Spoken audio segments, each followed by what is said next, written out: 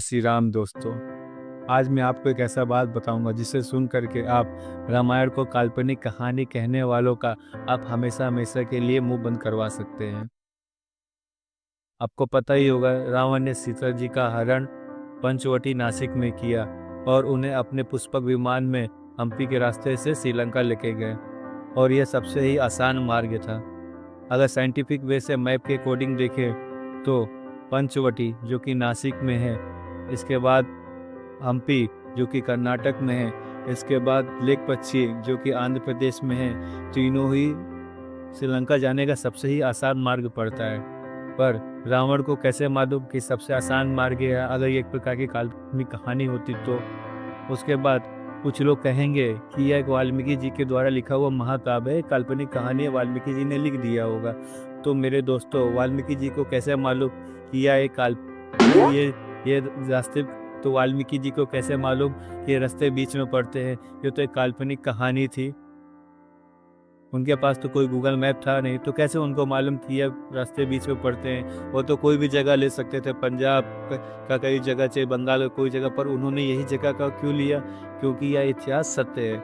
कुछ लोग नहीं मानेंगे, कुछ लोग नहीं मानेंगे तो यह बात तो इस तरह ही हो गई कि आज से 500 साल पहले ही हनुमान चालीसा जब तुलसीदास जी ने गाया था, आज से 500 साल पहले ही हनुमान चालीसा जब तुलसीदास जी ने गाया था, तभी उन्होंने बता दिया था कि सूर्य और पृथ्वी के बीच की दूरी कितनी है। जग सहस्त्र जोगन पर भानु, इसका अर्थ है कि 132 किलोमीटर। इसका अर्थ है कि 132 किलोमीटर, मतलब सूर्य और पृथ्वी के बीच की दूरी 132 किलोमीटर है, जो कि नासा ने अभी अनुमान लगाया है। तो आप इससे समझ ही सकते हैं कि हमारा इतिहास कितना प्राचीन है और कितने महान महान लोग हमारे इतिहास में थे। इसके बाद आगे बढ़ते हैं हम। राम, लक्ष्मण और सीता जी जिस जगह पर रुके थे वह पंचवटी में थी।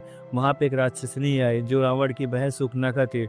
उन्होंने लक्ष्मण जी से विवाह करने का अनुरोध किया। लक्ष्मण जी गुस्से में आकर के उसने लक्ष्मण जी से विवाह करने का दबाव बनाया। लक्ष्मण जी गुस्से में आकर के उसका नाक काट दिए, जिस कारण से आज उस जगह को नासिक नाम से जाना जाता है।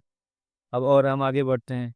रावण ने सीता जी का हरण करके ले जा रहे थे, तो रावण सीता जी का हरण करके ले जा रही थी। सीता जी नीचे देखती हैं तो बहुत से सारे वानर नीचे देखते हुए उनके ऊपर, बहुत से सारे वानर उनको बहुत ही आशा से देख रहे होते हैं। रावण रावण सीता जी का हरण करके लेके जा रहा होता अपने पुष्पक विमान में। तब सीता जी नीचे देखती तो बहुत से वानर उनको देखते हैं, तो बहुत से वानर उनको आशा के नज़रों से देखते हैं।